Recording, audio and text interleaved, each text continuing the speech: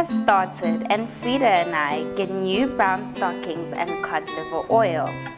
Grown-ups talk in tired, edgy voices about Zek's coal company and take us along in the evening to the railroad tracks where we fill burlap sacks with the tiny pieces of coal lying about. Later we walk home, glancing back to see the great carloads of slag being dumped, red hot and smoking, into the ravine that skirts the steel mill. The dying fire lights the sky with a dull orange glow.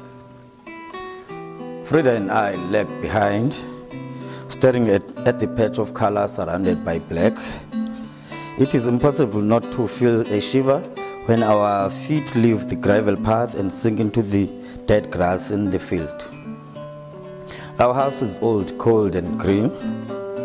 At night, a kerosene lamp lights one large room.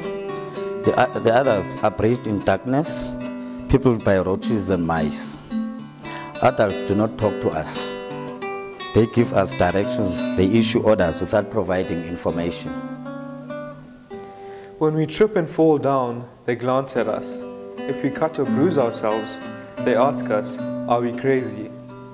When we catch colds, they shake their heads in disgust at our lack of consideration. How, they ask us, do you expect anybody to get anything done if you all are sick? We cannot answer them. Our illness is treated with contempt, foul, black draught, and castor oil that blunts our minds. And from all of us at Drum Magazine, we want to wish you all a happy World Read Aloud Day.